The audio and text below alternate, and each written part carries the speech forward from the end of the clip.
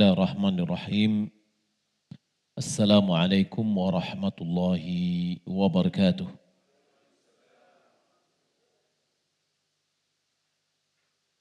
Innal hamdalillah nahmaduhu wa nasta'inuhu wa nastaghfiruh wa na'udzu billahi min shururi anfusina wa min sayyiati a'malina. May yahdihillahu fala mudilla lahu wa may yudlil fala hadiya lahu. وأشهد أن لا إله إلا الله وحده لا شريك له وأشهد أن محمدا عبده ورسوله اللهم صل وسلم على نبينا محمد وعلى آله وصحبه أجمعين أما بعد. Bapak Ibu jamaah yang muliakan Allah Subhanahu wa taala, alhamdulillah, puji syukur kita ucapkan kepada Allah atas segala nikmat yang Allah limpahkan. Salat beriam salam semoga dan anugerah kepada Allah Subhanahu wa taala kepada Nabi kita Muhammad sallallahu alaihi wasallam. Baiklah, kita melanjutkan kajian kita pada hadis yang ke-47. Anil Miqdad bin Ma'di Karib qala sami'tu Rasulullah sallallahu alaihi wasallam yaqul ma mala'a adamiyyun wi'a'an syarran min batnin bihasab ibni adam ukulatun yuqimna sulbahu fa in kana la mahalata فثلث لطعامه وثلث لشرابه وثلث لنفسه. Dari Al-Miqdam Ibni Ma'di Karib, dia mengatakan, aku mendengar Rasulullah sallallahu alaihi wasallam bersabda, ma mala'a adamiyyun wi'a'an wi'aan syarran min batnin.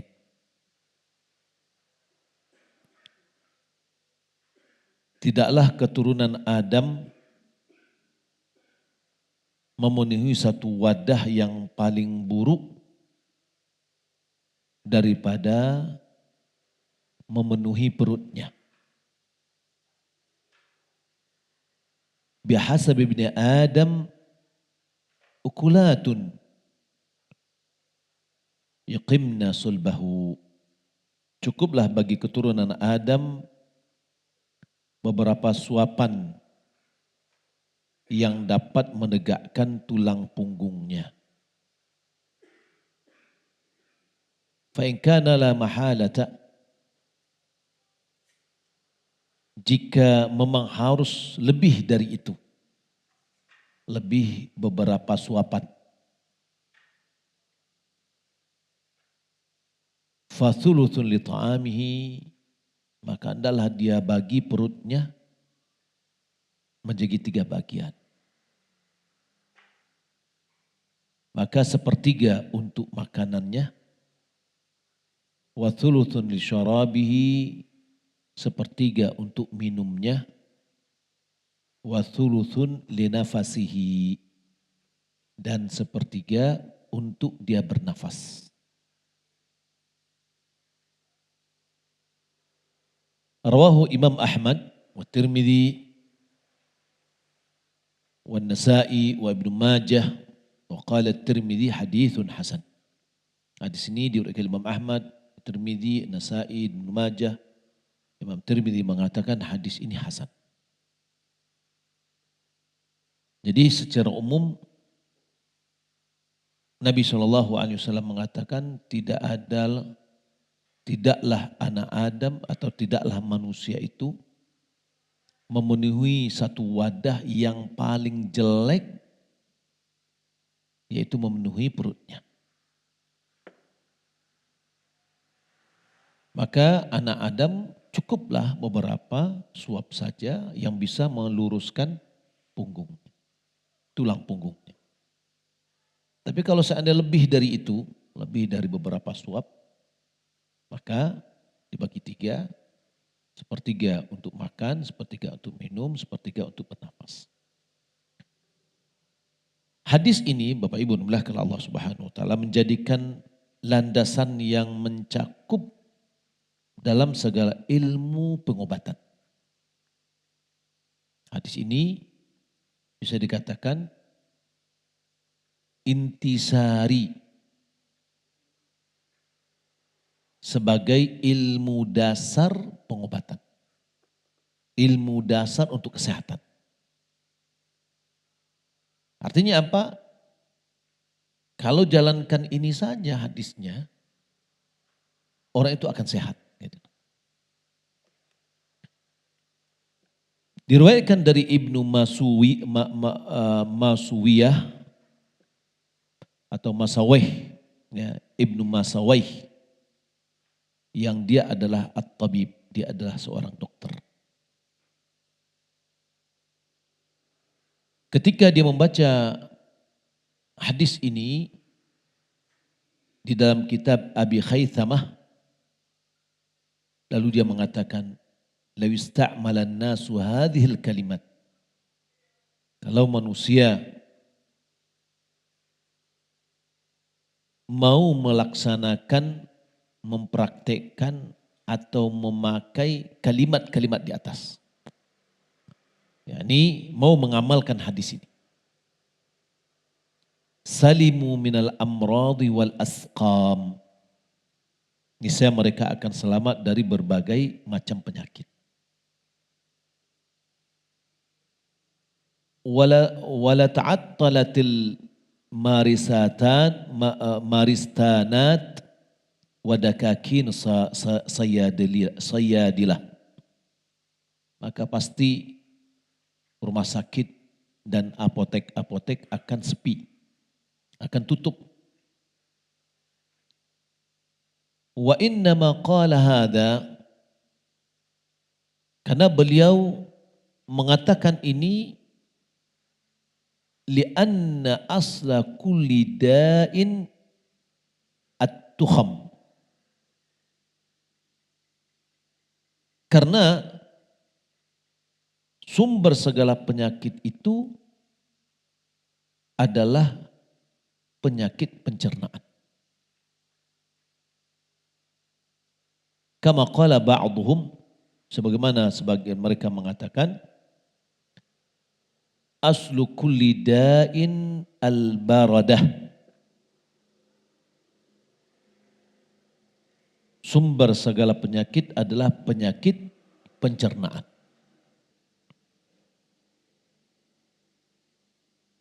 Diriwayatkan sebagai marfu'at di sini tapi tidaklah sah. Harith ibnu Kaldah, seorang dokter Arab, mengatakan al-himyatu ra'sud dawa. Diet, menjaga makan, mengontrol makan, ya, adalah sumber kesembuhan. Ya, al-himyah ra'sud dawa. Wal batanah ra'sud da. Sementara perut buncit adalah sumber penyakit.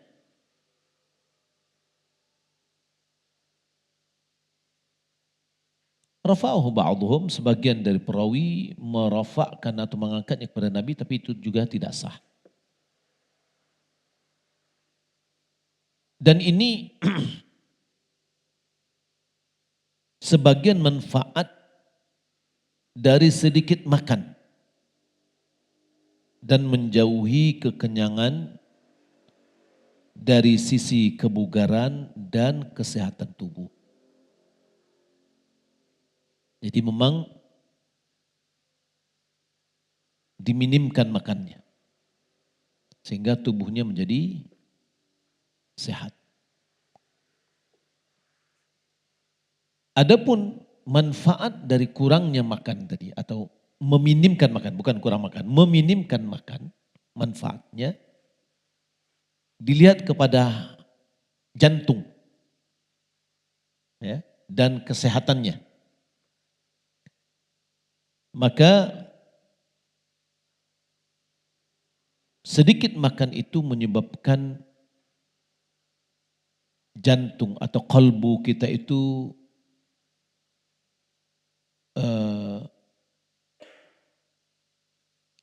merasa lembut.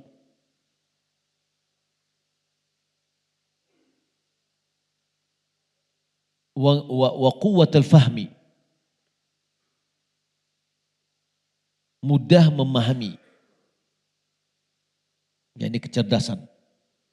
Karena yang akan memahami itu adalah qalbu, atau yang diartikan dengan hati. Wa inkisarun nafs, akan bisa memberikan manfaat tunduknya jiwa. Wa dha'ful hawa wal ghadab, dan melemahnya hawa nafsu serta amarah. Wa kathratul ghidha, sementara banyak makan, tujibu didda dhalik, akan bisa menyebabkan hal sebaliknya. Banyak makan, hati menjadi keras, ya, kalbunya menjadi keras,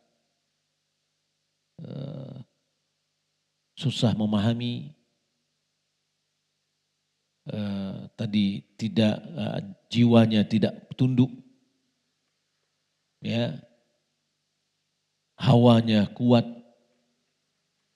suka amarah. Jadi kurangnya makan itu akan menyebabkan, malahan sebagian ulama dahulu ketika mereka menuntut ilmu itu menghafal yang terbaik itu pada saat perut kosong. Ya. Jadi sebelum waktu perut kosong, sebelum makan itu adalah kesempatan untuk menghafal. Ibnu Abi Dunya meriwayatkan dari kitabnya Al-Ju' dengan sanadnya kepada Muhammad bin Wasi'. Dia mengatakan, man qalla ta'muhu fahim. Siapa yang sedikit makan, maka dia akan mudah paham. Wa ufhima wa safa wa raqqa, dan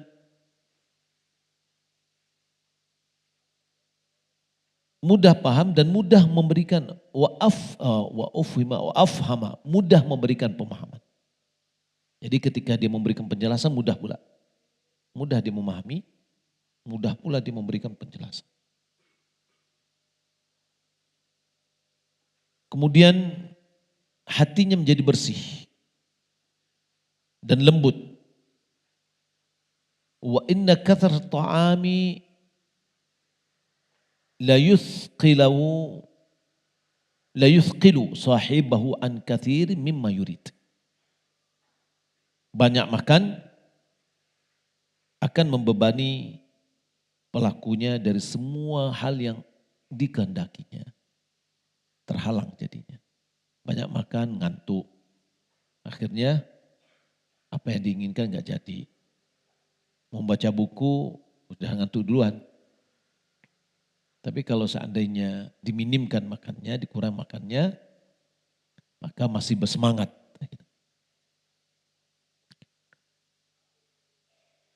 Uthman bin Zaidah, dia berkata, kataba ilayya Sufyan ats-Tsauri.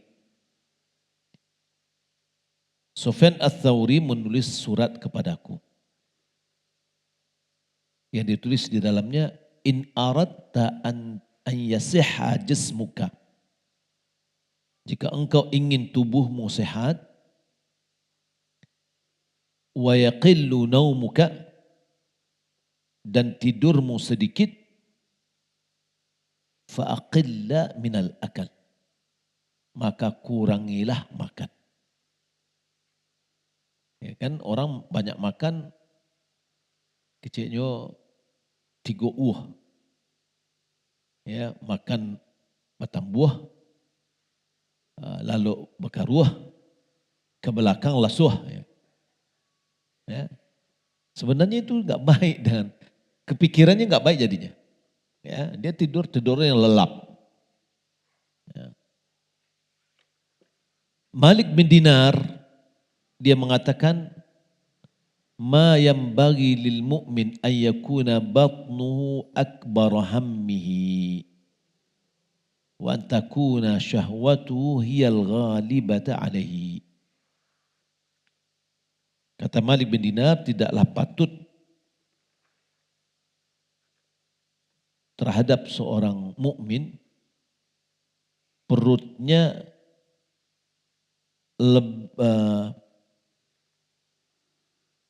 tidaklah patut bagi seorang muslim bahwa mengisi perut itu menjadi cita-cita utamanya. Ya, siang kau makan lama di mawah. Kadang-kadang mencari tempat makan lama butuh 1 jam 2 jam. Ya. Wa antakuna syahwatuhu hiyal ghalibata alaih. Dan tidaklah layak juga jika ia dikalahkan oleh syahwatnya.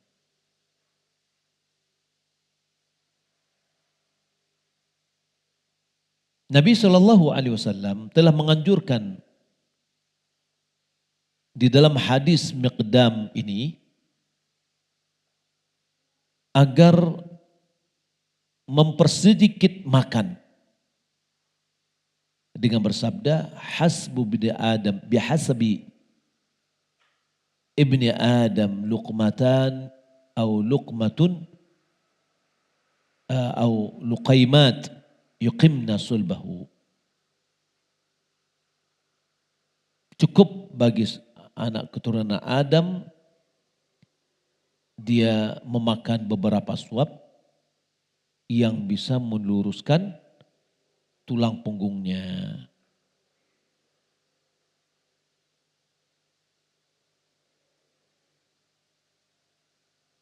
Paling baik itu di dalam cara kita makan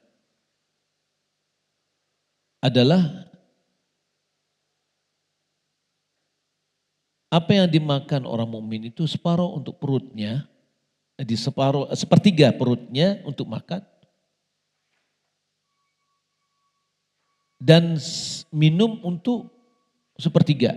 Jadi sepertiga untuk makan, sepertiga untuk minum, dan dia tinggalkan untuk bernafas sepertiga. Ya, kalau awak kan boleh setelah berbuku, nak, ya, tidak ada tempat bernafas, tersasak ngok, ya, tersasak kau luati. Nah, ini tidak sesuai dengan kaedah yang disebutkan oleh Nabi SAW. Kenapa dibagi seperti ini? Sepertiga makan, sepertiga minum, sepertiga nafas. Karena banyak minum juga akan mengakibatkan, mendatangkan atau menyebabkan ngantuk. Ya, tidur. Dan itu bisa merusak makanan. Jadi kalau udah ngantuk, langsung tertidur. Makan yang dalam perut ini tidak terproses dengan baik. Karena pasti pada saat kita tidur, fungsi dari usus itu tidak seperti orang yang bangun. Ya, apalagi kalau sebelum tidur makan daging. Ya, ulama yang berhubungan dengan kesehatan mengatakan bahwa daging itu baru mulai dia diproses hancur itu setelah 4 jam dari makan. Jadi kalau seandainya habis makan tidur karena sudah kekenyangan atau karena banyak minum, ya mengakibatkan ya proses penghancurannya itu tidak baik.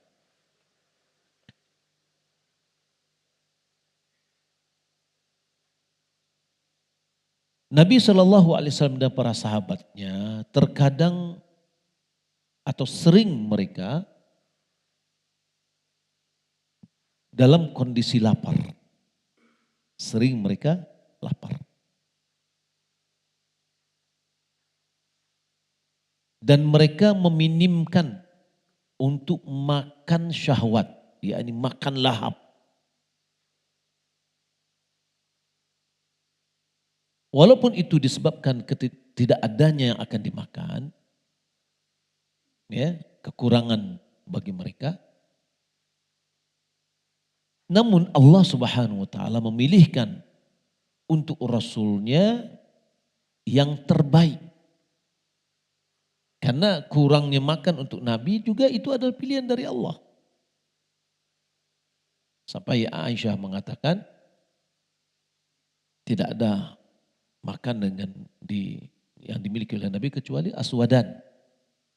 Ya, dua yang hitam katanya. Yaitu air dan korma. Sampai juga Aisyah mengatakan 3 kali rembulan tidaklah mereka menghidupkan api di dapurnya. Apa yang dimakannya? Ya apa yang ada. Sangat sederhana. Malah di dalam hadis yang sahih dari Aisyah radhiyallahu taala anha, beliau mengatakan, "Ma syabi'a Rasulullah sallallahu alaihi wasallam min khubzi sya'irin yaumaini mutatabi'aini hatta qubida." Rasulullah tidak pernah kenyang makan roti gandum 2 hari berturut-turut hingga beliau wafat. Maksudnya apa nih? Apakah dia makan terus 2 hari itu? Enggak. Jadi enggak pernah Nabi itu kenyang dari makan roti gandum dalam kondisi 2 hari berturut-turut. Artinya beliau itu makan sangatlah sederhana. Tidak sampai kenyang. Maka dalam hadis yang lain Nabi SAW mengatakan, "Nahnu qaumun la na'kulu hatta najua." Kami kaum tidaklah kami makan sampai kami lapar. Wa idza akalna la nashba. Kalau kami makan, kami tidak sampai kenyang. Bukan terjemahkan, kalau kami makan, kami tidak kenyang-kenyang. Ya beda. Kalau seandainya kami makan tidak sampai kenyang. Jadi berapa kali makan Nabi sehari? Tidak ada makan Nabi misalkan, oh sunnahnya makan itu 3 kali sehari, enggak ada itu. Yang ada sunnahnya tidur. Tidur Nabi itu 3 kali sehari. Ya, tidurnya teratur. Kapan tidurnya? Tidur malam setelah Isya.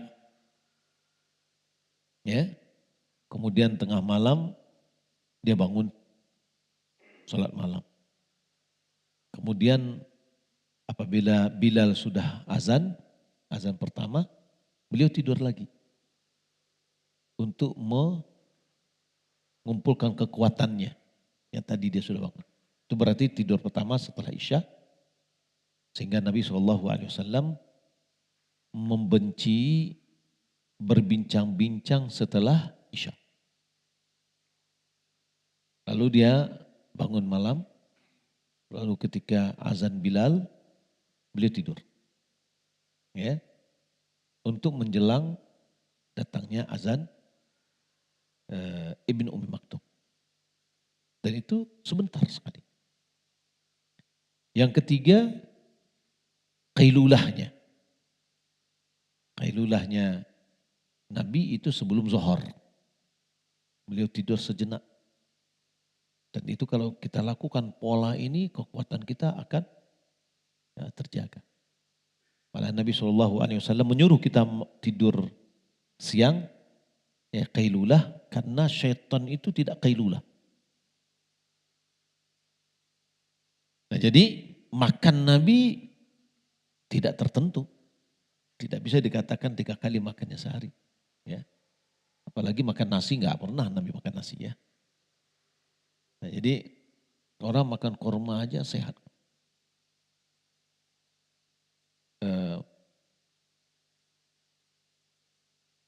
Abi Dzar Al-Ghifari ketika datang ke Mekah mencari Rasulullah, 1 bulan dia tinggal di Masjidil Haram, dia tidak makan kecuali minum air zam-zam saja.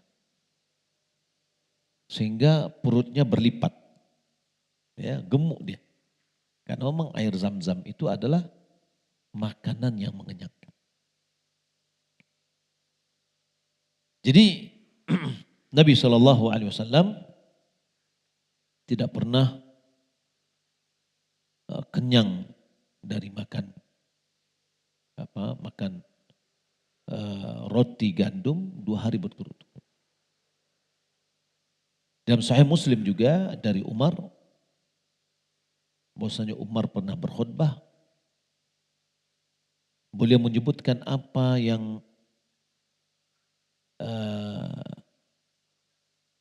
keadaan dunia yang telah menimpa manusia. Ya, musibah dalam harta yang telah menimpa kaum muslimin. Faqal laqad ra'aitu Rasulullah sallallahu alaihi wasallam yadhillu al-yawma yaltawi ma yajidu daqlan yamla'u batnahu. Sungguh aku pernah melihat Rasulullah melalui 1 hari dalam keadaan tidak memiliki sedikit makanan pun untuk mengganjal perutnya. Malah pernah Nabi juga meletakkan batu di perutnya, mengikatkan batu. Nah keadaan ini tentu bagaimana kita sebutkan tadi adalah keadaan yang dipilihkan oleh Allah untuk nabinya, itu yang terbaik. Nabi tidak gemuk, ya, tidak berperut, malahan bugarnya ya berisi. Nah kalau kita lihat juga ternyata dari orang-orang kebugaran sekarang ini ya juga membatasi makan. Memilihkan makanan yang punya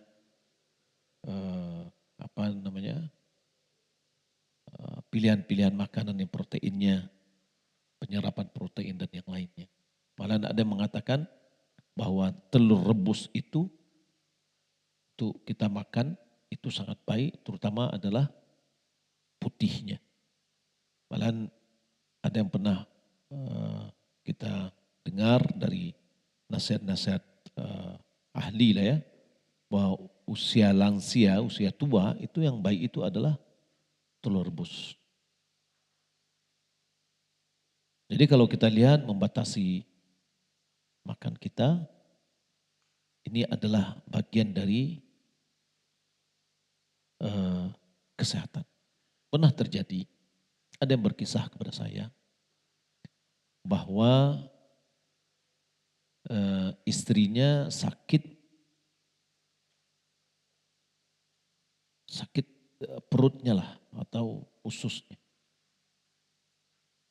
Sehingga di Indonesia ini nggak ada yang bisa mengobatinya. Sehingga dia pergi ke Singapura berobat. Lalu disampaikanlah kondisi perutnya.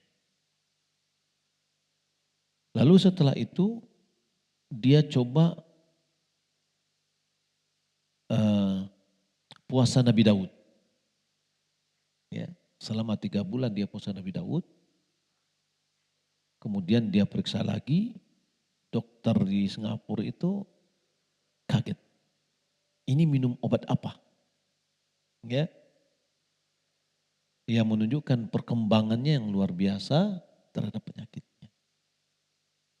Ini menunjukkan bahwa memang Perut itu jika dipenuhi dengan makanan, apalagi tidak mengontrol makanan, itu akan bisa menyebabkan ya segala penyakit. Jadi Nabi sudah mengisyaratkan dalam hadis ini, dan Imam Ibnu Rajab memasukkan hadis ini bagian dari 50 hadis itu ditambah dari hadis arba'in.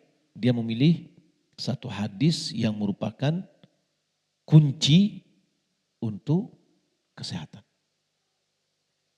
Taib. Hadis yang kedua, hadis yang ke-48. An Abdullah bin Amr an Nabi sallallahu alaihi wasallam qala arba'un man kunna fihi kana munafiqan wa in kanat khaslatun minhunna fihi kanat fihi khaslatun minan nifaq hatta yada'aha. Man idza haddatha kadzaba wa idza wa'ada akhlafa wa idza khasama fajara wa idza ahada ghadara. Kharrajahu al-Bukhari wa Muslim. Dari Abdullah bin Amr dari Nabi sallallahu alaihi wasallam, beliau bersabda, ada 4 sifat arba'un man kunna fihi, ada 4 sifat yang bila terdapat pada diri seseorang sifat-sifat tersebut, kana munafiqan, ia adalah seorang munafik yang sejati. Wa in kanat khaslatun minhunna fihi, apabila ada satu sifat dari 4 sifat tadi pada diri seseorang, kanat fihi khaslatun minan nifaq, maka pada dirinya terdapat satu sifat dari kemunafikan. Hatta yada'aha, sampai dia meninggalkan sifat itu. Apa saja sifat itu? Man, orang, idza haddatha kadzaba,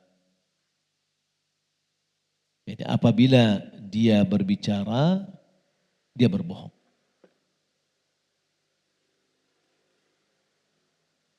Wa idza wa'ada akhlafa, apabila dia berjanji,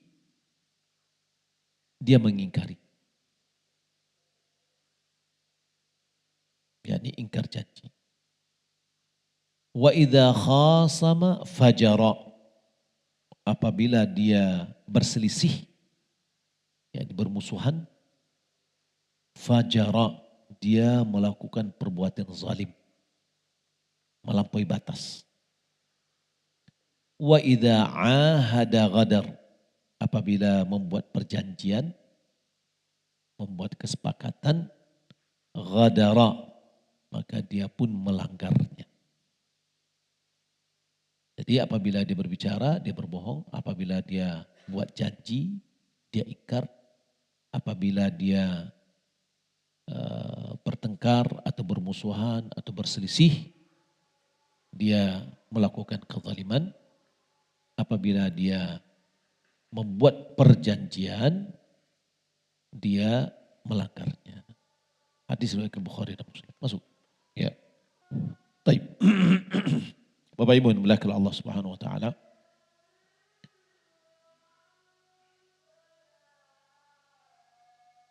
Nifak yang ditafsirkan oleh ulama secara bahasa dia sama dari jenis penipuan. Khida itu, khida, curang atau makar bisa juga. Itu secara bahasa makna nifak. Dia berasal dari lubang kelinci atau lubang arnab kelinci ya, atau apa yang kecil lagi, bukan tikus ya, kayak ya hampir kayak tikus lah. Jadi dia buat lubang, masuknya di sini, keluarnya di tempat lain. Maka terowongan itu namanya nafak. Dari kata-kata nifak juga, nafak. Masuk dari siko, keluarnya tapi cek. Jadi tempat masuk dan tempat keluarnya berbeda. Yaitu menampakkan yang baik, menyembunyikan yang buruk. Secara syariat, nifak ini terbagi kepada dua.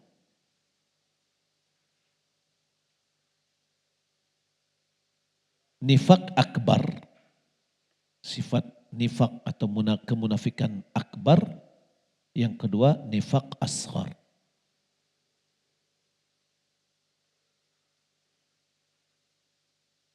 Yang kedua yang kecil. Nifak akbar itu adalah seseorang menampakkan iman kepada Allah, kepada malaikat-malaikatnya, kepada kitab-kitabnya, kepada rasul-rasulnya, kepada hari akhir. Namun dia menyembunyikan hal yang bertentangan dengannya.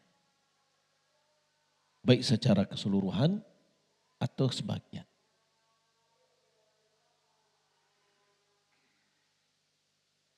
Atau dengan kata lain, dia menampakkan Islam, dia keluarkan Islam, dia melakukan perbuatan Islam.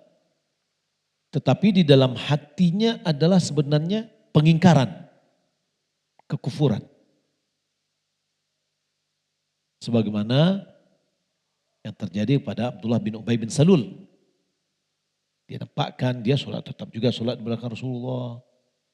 Dia tetap juga berada di kaum muslimin. Tapi di dalamnya dia tidak mengakui Rasulullah, tidak beriman kepada Allah. Maka nifak yang seperti inilah yang ada pada zaman Nabi. Nifak akbar ini. Yang mana Al-Quran turun untuk mencelanya, mencela pelakunya, dan mengkafirkan pelakunya. Dan Al-Quran memberitahukan bahwa pelakunya nanti berada di kerak-kerak api neraka. Innal munafiqina fid darkil asfali minan nar. Alan tajid lahu nasira. Sesungguhnya orang munafikin itu berada di kerak-kerak api neraka dan tidak ada yang menolongnya. Jadi kalau berbicara dalam Al-Quran tentang nifak, ya nifak akbar ini. Setiap pembahasannya itu nifak akbar. Ulama ada memberikan tanda-tanda nifak akbar ini ada 6. Yang pertama, mendustai Rasulullah.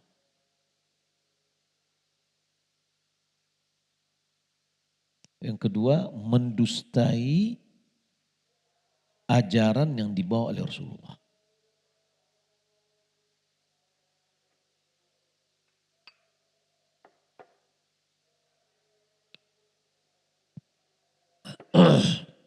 Yang ketiga, membenci Rasulullah.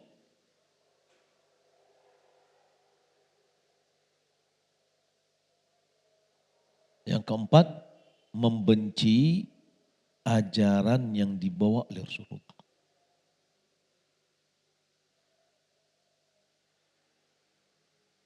Yang kelima, senang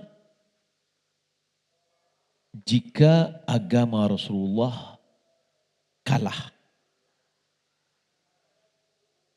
Ya, dipojokkan, dibelakangkan, senang dia.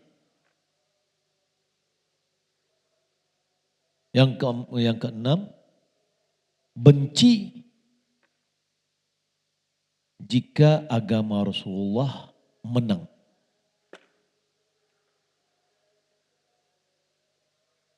Maka kita lihat hati-hati orang-orang yang tidak suka Islam dimunculkan.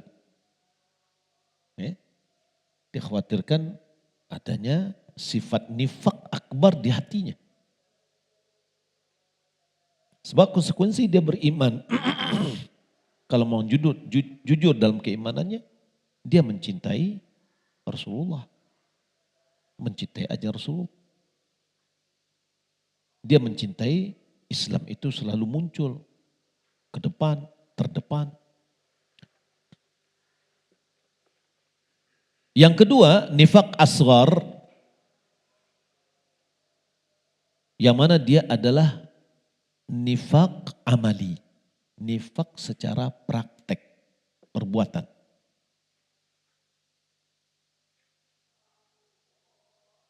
Yaitu seorang menampakkan kesolehan secara terang-terangan,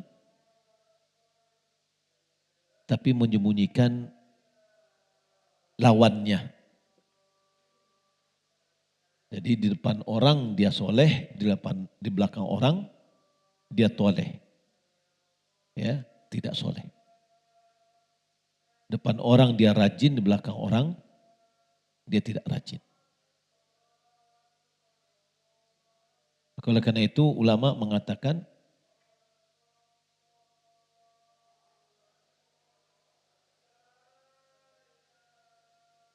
nifak asghar ini adalah berbedanya kondisi secara terang-terangan dengan kondisi sembunyi-sembunyi.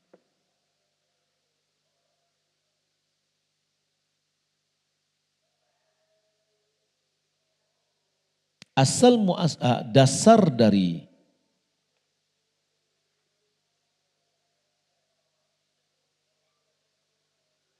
nifak ini atau asal muasal dari nifak ini kembali kepada 5 sifat yang disebutkan atau 4 sifat. 1, 2, 3, 4. Dan menurut yang lain katakan 5 ketika digabungkan. Ya. Kalau ada thalathun man kunna fihi kana munafiqan khalisan. Kayak gitu ya. Ada 3 ayatun nifaq thalatha. Tanda nifaq itu ada 3. Idza haddatha kadzaba wa idza tumina khana wa idza wa'ada akhlafa. Di sini apabila diberi amanat dia mengkhianati. Ya. Kalau digabungkan dengan 4 sifat tadi, maka dia menjadi total semuanya adalah 5.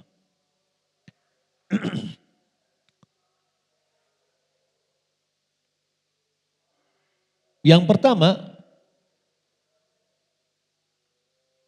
dia berbicara dengan sebuah pembicaraan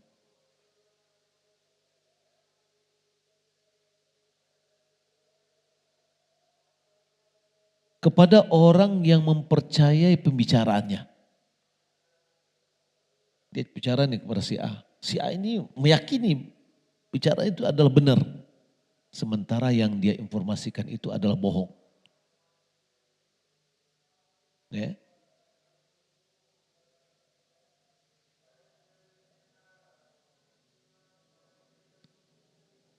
Pada umumnya ketika orang berbicara, lawan berbicaranya adalah membenarkan apa pembicaraan.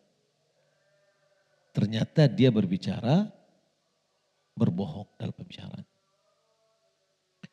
Yang kedua, idza wa'ada akhlafa, apabila dia berjanji dia ingkar.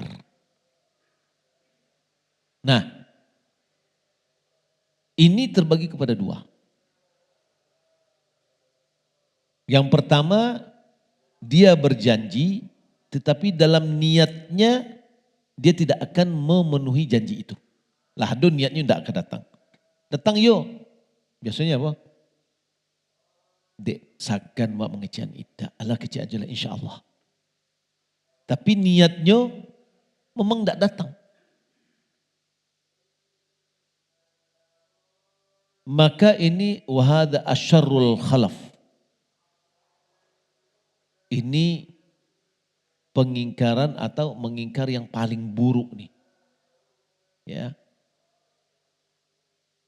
Ingkar janji yang paling buruk. Dia sudah tahu dia tidak datang.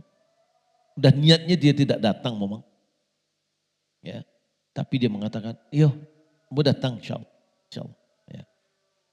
Dek malih mengecian hindak, lalu pakai insya Allah. Yang kedua, ayya'ida wa min niyati ayyafia. Dia berjanji dan di hatinya ada niat untuk datang, menepati janji. Lalu setelah itu muncul di dalam pikirannya atau tiba-tiba dia berubah pikiran untuk tidak menepatinya tanpa ada uzur di dalam tidak menepati janji tadi. Awalnya ada, tapi lalu dia malahan ulama mengatakan di sini juga ketika kita punya halangan atau ketika kita tidak hadir memang ada kenal kita tidak hadir. Kapan kita dikatakan mungkir janji dan kapan dikatakan tidak mungkir janji? Apabila kita membatalkannya, menghubungi orang berkenaan dan membatalkannya sebelum datangnya janji itu, maka dia tidak termasuk kepada mengingkari janji. Ya, oh maaf saya nggak bisa hadir. Kemarin yang sudah janjikan saya tidak bisa hadir. Tapi kalau seandainya dia mengatakan hal itu setelah kejadian yang dijanjikan atau waktu janji itu sudah datang, baru setelah itu kita katakan, maaf yo tadi mau tidak bisa datang. Ya, maka tetap dia katakan sebagai mungkir janji. Ya, mengingkari janjinya. Yang ketiga dari ciri-ciri tadi, idza khasama fajar. Apabila dia bermusuhan, berselisih, bersengketa, fajara. Fajara itu fujur, berbuat maksiat. yakni keluar dari al-haq dengan kebenaran dengan sengaja. Dia tahu nih dia salah. Dia tahu lawannya benar. Dia keluar dari kebenaran itu dengan sengaja.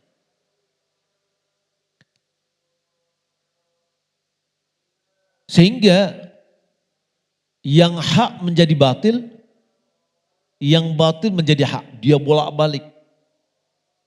Nah, ini ketika di dalam perselisihan mungkin boleh jadi apakah didamaikan oleh satu orang atau di pengadilan dia balikkan kebenaran itu. Ya, atau yang sebenarnya yang batil menjadi hak, yang hak menjadi batil. Itu namanya fajara. Dia melakukan kezaliman, tindakan kezaliman itu.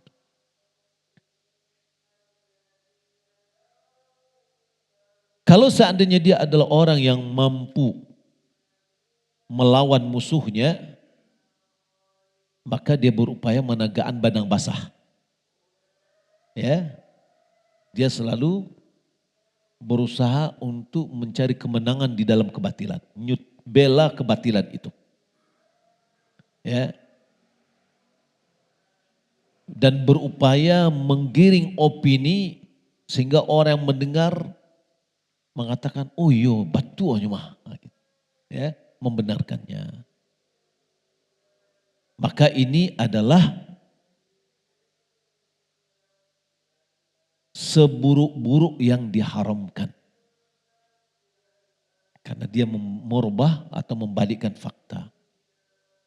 Dan ini adalah sifat nifak yang paling keji. Yang keempat,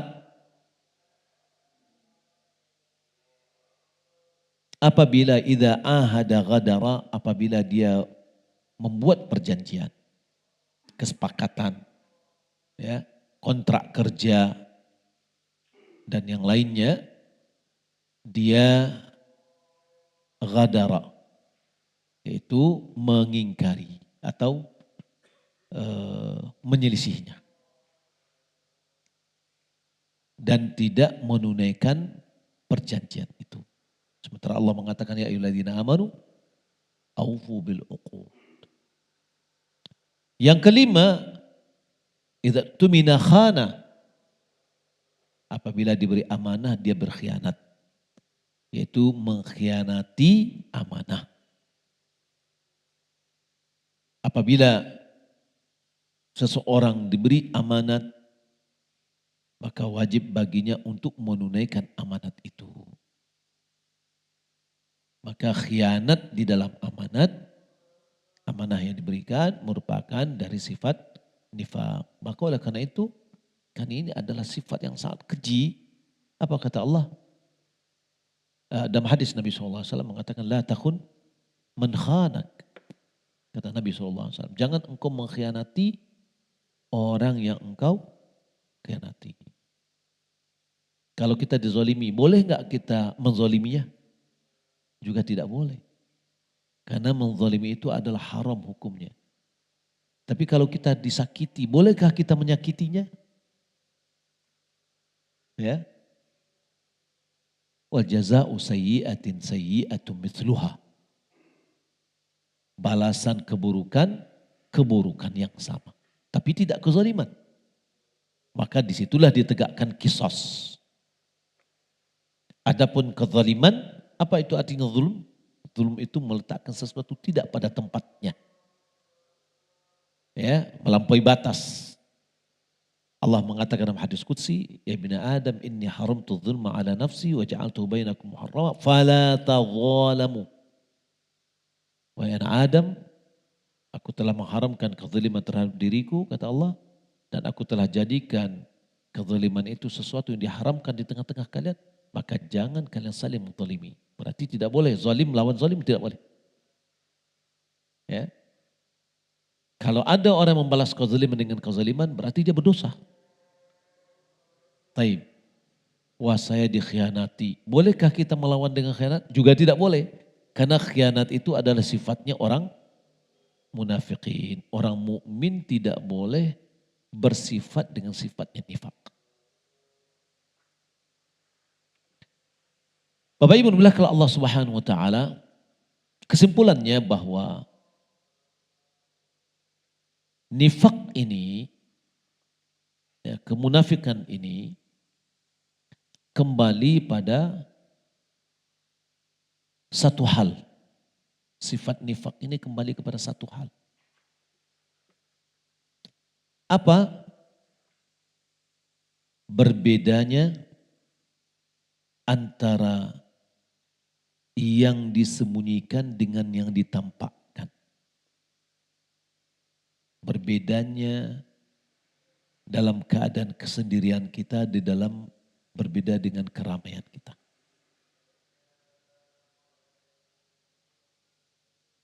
Maka dari sini para sahabat sangat takut sekali adanya sifat nifak pada diri mereka. Umar bin Khattab bertanya kepada Hudzaifah, yang mana Hudzaifah ibnu Yaman adalah pemegang rahasia Rasulullah. Yang mana Rasulullah membisikkan kepadanya nama-nama orang yang telah dihukum sebagai munafik. Ya, bertanya kepada Hudzaifah tentang dirinya, apakah dia termasuk salah satu nama dari nama-nama orang munafik. Kita tahu bagaimana Umar, ya, dia adalah orang yang terbaik kedua dari umat ini. Ya, pertamanya adalah Abu Bakar, kemudian dia Umar. Walaupun demikian, dengan segala rekomendasi dari Rasulullah SAW, termasuk rekomendasi masuk ke dalam surga, beliau juga tetap khawatir terhadap dirinya akan adanya sifat nifak. Bagaimana dengan kita? Tentu harus lebih hati-hati. Abu Roja Al-Utaradi ditanya, Hal adrakta man adrakta min ashabi Muhammad sallallahu alaihi wasallam yakhshawna an-nifaq? Abu Raja Al-Utaridi dia mengatakan dia ditanya, apakah engkau mendapatkan sahabat-sahabat Nabi sallallahu alaihi wasallam yang mana mereka khawatir akan nifaq? Faqala na'am ya, ini adraktu minhum bihamdillahi sadaran hasana. Na'am syadidan. Na'am syadidan. Apa dia katakan? Ya, alhamdulillah. Aku berjumpa dengan sebagian mereka yang baik. Ya, mereka sangat takut. Ya, mereka sangat takut. Ya, berjangkitnya nifaq.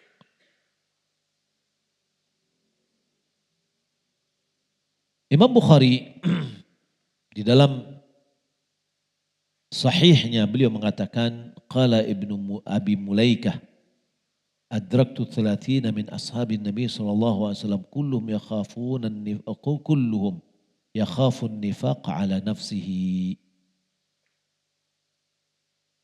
Wa yadhkaru 'an al-Hasan ma khafahu illa mu'min wala aminahu illa munafiq. Ibnu Abi Mulaikah mengatakan, aku menemui dan mendapatkan 30 sahabat Nabi. Masing-masing mereka khawatir terhadap diri mereka adanya sifat nifaq. Juga disebutkan dari Hasan al-Basri,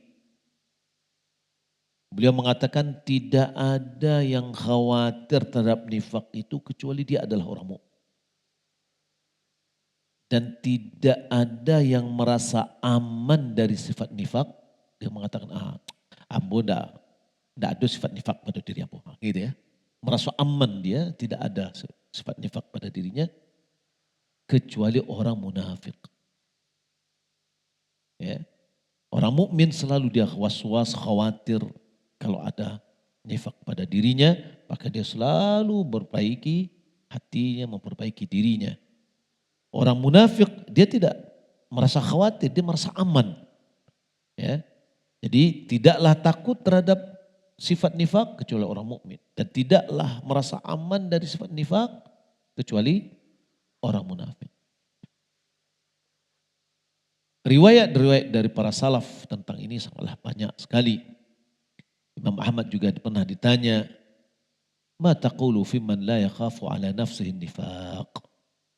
Faqala wa man ya'manu nifaqa ala nafsihi. Imam Ahmad ditanya, apa pendapatmu atau apa yang engkau katakan pada orang yang tidak khawatir nifak pada dirinya? Lalu Imam Ahmad mengatakan, siapa yang merasa aman ya terhadap dirinya sifat nifak? Enggak ada. Kecuali orang munafik yang merasa aman. Kalau orang mukmin selalu dia merasa khawatir. Di antara sifat nifak amali yang paling besar adalah seseorang mengamalkan sebuah amalan, dia tampakkan bahwa dengan amalannya itu bertujuan untuk kebaikan.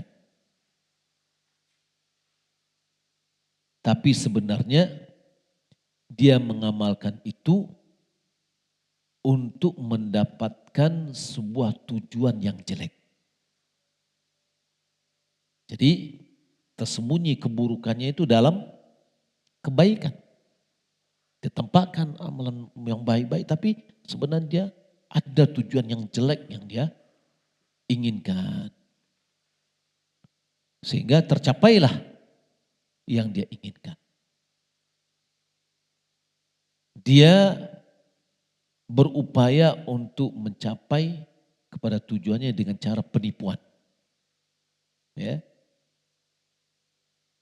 Dengan bergembira dengan makarnya, dengan kecurangannya. Dan dia merasa senang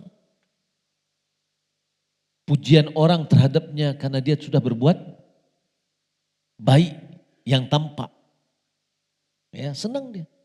Ya, tapi sebenarnya dia telah menyembunyikan sifat niat yang jelek, yang buruk yang dia inginkan dalam tujuannya tadi.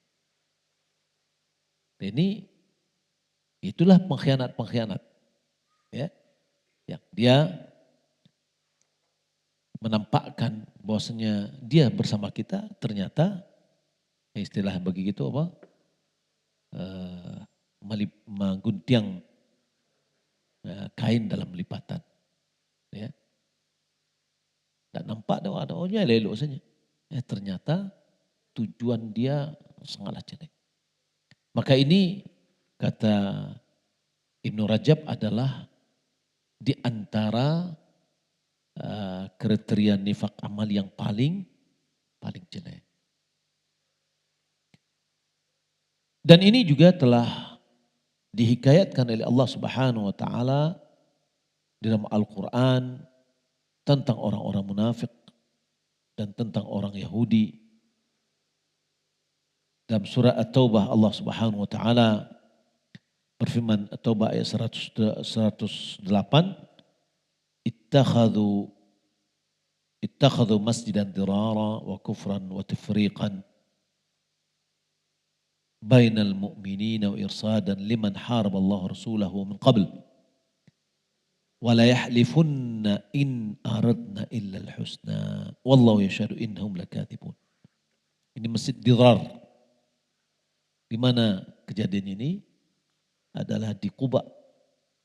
Ya, ini ada masjid Quba nih yang dibangun di atas takwa. Nah, orang Yahudi, orang munafik, dia buat lagi masjid di sampingnya. Dia minta Rasulullah untuk mendatangi. Tujuan dia apa? Nampak kan? Oh, bagus nih ya. Masjid dibangun untuk sholat. Ya, ittakhadhu, mereka mendirikan masjid diraran wa kufran, sebagai untuk menimbulkan kemudaratan bagi orang mukmin dan untuk kekafiran, yang menambah kafir mereka. Ya. Kemudian tafriqan bainal mu'minin, untuk memecah belah orang mukmin. Otomatis ada di masjid, ya, yang tadinya satu jadi dua untuk memecah belah.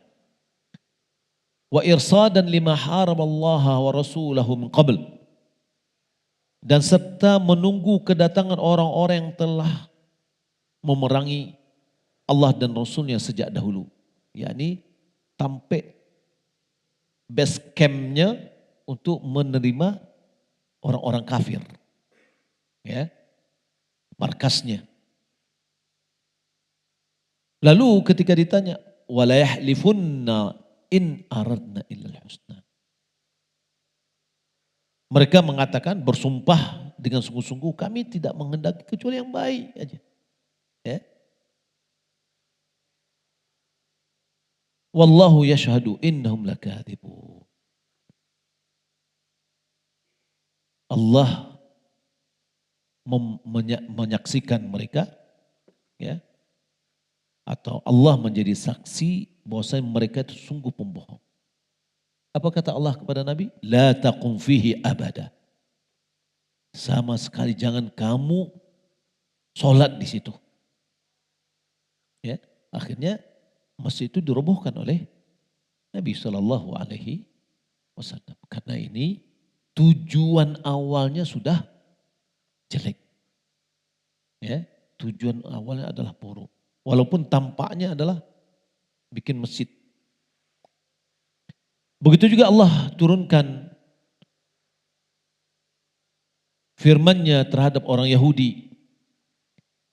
La tahsabanna alladhina yafrahuna bima ataw wa yuhibbuna an yuhmadu bima lam yaf'alu fala tahsabannahum min fazatin minal 'adzab wa lahum 'adzabun alim. Kata Allah Subhanahu wa taala, janganlah kalian mengira, menyangka bahwa orang-orang yang gembira dengan apa yang telah mereka kerjakan dan mereka suka dipuji, mereka suka dipuji terhadap perbuatan yang belum mereka lakukan. Fala tahsabannahum bimafazatin minal adzab. Maka janganlah kamu menyangka bahwa mereka terlepas dari siksaan. Walahum adzabun alim, dan bagi mereka siksaan yang pedih. Ya, orang Yahudi kalau tidak menampakkan Yahudinya, maka dia menampakkan Islamnya, maka dia adalah munafik.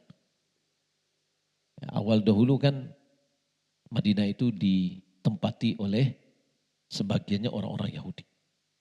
Karena dalam kitabnya mereka mendapatkan informasi bahwa akan muncul seorang nabi di akhir zaman di daerah di mana di situ banyak pepohonan hijau. Lalu mulailah mereka turun dari Yerusalem ke bawah sampai mereka di Khaybar, juga itu adalah daerah pertanian, maka mereka tinggal di sana. Lalu mereka sendiri, oh enggak, bukan ini. Aku pindah lagi mereka. Sampai mereka ke kota Madinah. Nah, sudah mereka tinggal di sana, ternyata tidak lahir nabi dari mereka, keturunan mereka. Tapi dari Arab. Akhirnya pindah. Ya. Ketika suasana atau kondisi kota Madinah itu sudah dikuasai oleh Islam, maka orang-orang Yahudi tidak punya daya lagi. Ada orang Yahudi masuk Islam, yang benar-benar masuk Islam. Ada yang tetap dengan agamanya sehingga ada perjanjian, ya, orang-orang Yahudi dengan Nabi. Ada yang dia tidak punya kekuatan lagi. Yang tadinya dia tokoh, sekarang nggak bisa ditokohkan. Nah, bagaimana nih? Ketokohannya masih tetap juga dia akui gitu loh. Akhirnya dia menyembunyikan kekafirannya, dia nampakkan Islam. Itulah Abdullah bin Ubay bin Salul. Ya. Tidak ada daya dan upaya begitu kecuali dia harus melakukan tindakan nifak. Maka karena itu ulama mengatakan bahwa pada zaman sebelum hijrah di Mekah itu tidak ada nifak. Ya kafir atau muslim, mukmin. Karena kekuasaan dikuasai oleh orang kafir. Maka tidak perlu dia bersikap bermanis dengan Islam. Kalau di sini akhirnya dia harus bersikap bermanis muka.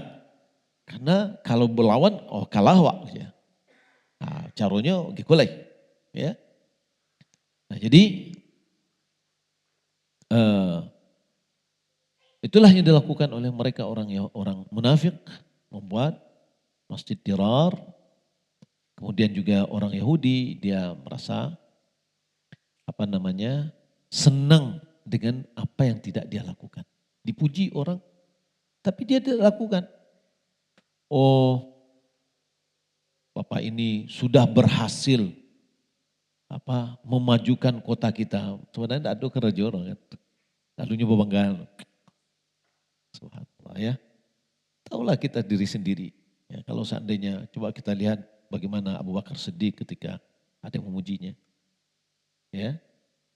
Dia berdoa kepada Allah Subhanahu wa taala, ya Allah, jadikanlah aku seperti apa yang mereka sangkakan. Jangan aku disiksa dengan apa ya yang mereka sangkakan. Ya. Ketika para sahabat mengetahui bahwa nifak adalah memperlihatkan sesuatu yang berbeda dengan keadaan asli yang disembunyikan, ya, perbedaan yang aslinya yang disembunyikan sebagai maka muncullah rasa takut pada diri mereka. Yaitu apabila terjadi perubahan terhadapnya, maka muncullah rasa hati yang hadir, hati yang lembut, kekhusyukan ketika mendengar, ya, mendengar zikir, ya. Lalu tapi ketika dia kembali ke dunia sibuk dengan keluarganya, lupa lagi dengan apa yang bersama majelis. Sehingga Hanzalah al-Asadi, dia pernah mendatangi Abu Bakar. Dia menangis. Lalu Abu Bakar mengatakan, "Malak, kenapa kamu?" Lalu Hanzalah dia mengatakan, Hanzalah sudah munafik. Ya, sudah menjadi munafik Abu Bakar. Ya, kita ketika berada di samping Rasulullah yang mengingatkan kita akan surga dan neraka, seakan-akan kita betul-betul melihat di depan mata kita. Tapi ketika kita sudah kembali, kita mulai disibukkan oleh keluarga kita, anak dan istri, maka kita lupa semuanya yang telah diingatkan tadi. Lalu Abu Bakar mengatakan, "Wallahi inna lakadzalik." Demi Allah, kita juga seperti itu, gitu. Ya. Fantalaqa ila Rasulillah sallallahu alaihi wasallam. Lalu Rasulullah sallallahu alaihi wasallam keduanya berangkat kepada Rasulullah. Faqal, lalu Rasulullah mengatakan, "Malaka ya Hanzalah? Ada apa padamu wahai Hanzalah?" Qala nafaqa Hanzalah tu ya Rasulullah. Hanzalah telah menjadi nifaq, munafik. Wa dzakara lahu mithla ma qala li Abi Bakrin. Lalu dia menyebutkan apa yang telah dia kisahkan atau sebutkan kepada Abu Bakar. Lalu apa kata Nabi? Faqal, "Lau tadumuna 'ala al-hal allati taqumuna biha min 'indi la safahatkumul malaikah fi majalisikum wa fi turuqikum. Walakin ya Hanzalah sa'atan wa sa'atan." Kalau seandainya kalian selalu dalam keadaan seperti kalian bangkit dariku setelah pengajian itu, karena berdiri kan masih semangat nih. Kalau keadaannya stabil kayak begitu, pasti para malaikat sudah berjabat tangan dengan kalian di jalan, di tempat duduk kalian, di jalan-jalan kalian. Akan tetapi wahai Hanzalah, sesaat-sesaat. Ya, ada saatnya seperti ini, ada saatnya kita bergembira dengan keluarga, ada saatnya kita untuk berupaya, berusaha, bekerja keras dan yang lainnya. Ya, ada saatnya kita mengingat Allah Subhanahu wa taala. Akan tetapi dalam kita bekerja pekerjaan dunia, janganlah kita melanggar apa yang telah ditentukan oleh Allah dan Rasulnya. Ya, berzikir mengingat itulah gejolak iman, ya, yang menunjukkan bahwasanya di hati kita ada iman, ya, sampai firman Allah Subhanahu wa taala mengatakan, walakin Allah habbaba ilaikumul iman wa zayyanahu fi qulubikum wa karraha ilaikumul kufra wal fusuqa wal isyan. Tetapi Allah memberikan kepadamu rasa cinta kepada keimanan dan menghiasnya di hati, dan menumbuhkan rasa benci padamu terhadap kekufuran, ya, kefasikan dan maksiat. Maka ulama mengatakan, jika seandainya ada orang jatuh maksiat, lalu biasa-biasa saja. Tidak ada rasa khawatir, tidak ada rasa takut, tidak ada rasa cemas, dan tidak ada rasa benci. Ini khawatirkan iman. Tapi ketika dia jatuh dan maksiat, ada penyesalan, ada rasa benci kenapa dia jatuh seperti itu. Ya, nah ini menunjukkan bahwa pada dirinya masih ada keimanan. Ya. Wallahu ta'ala alam, mudah-mudahan Allah Subhanahu wa taala berikan kepada kita iman yang kuat, dijauhkan diri kita dari segala maksiat, terutama Allah jaga diri kita dari kemunafikan dengan segala bentuknya, yaitu baik akbar maupun al-asghar. Wallahu ta'ala alam. Wassalamualaikum Muhammad wa ala alihi wa sahbihi ajma'in. Kita cukupkan di sini. Masuk ke tanya jawab ya, ada beberapa pertanyaan. Saya pernah mendengar bahwa siapa yang sholat di Masjid Nabawi selama 40 kali sholat dicatat sebagai kebebasan dari nifak. Bagaimana keabsahan hadis ini? Ulama hadis menilai itu adalah hadis yang dhaif, yang dinamakan dengan hadis arba'in. Hadis ya dikatakan sholat arba'in. Ya, sholat 40 kali sholat.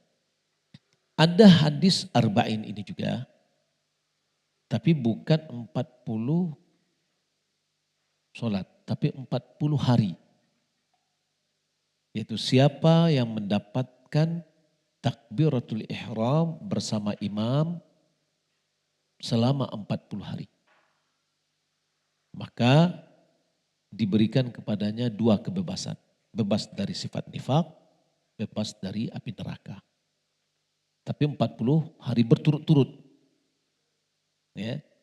Maka ada sebagian dari kawan yang mencoba, kalau putus diulang lagi dari awal. Ya. Dan ini juga 40 hari. Berarti kalikan 5, 200 waktu sholat. Ini sudah luar biasa, ini pelatihan yang didapatkan. Ya.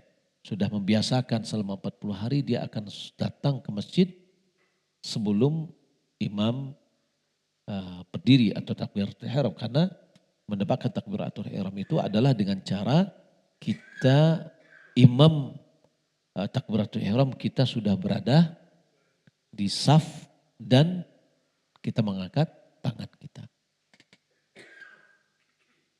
Adapun Sa'id bin Musayyab, seorang ulama dan salah satu ulama yang 7 di kota Madinah, selama 40 tahun dia tidak pernah ketinggalan takbiratul ihram bersama imam. 40 tahun.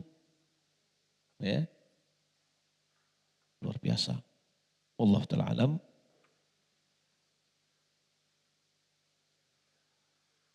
Apa hubungan musik dengan nifak? Ada. Musik mengeraskan hati. Menjadi hati kita keras. Kalau hati sudah keras itu akan mudah kena nifak.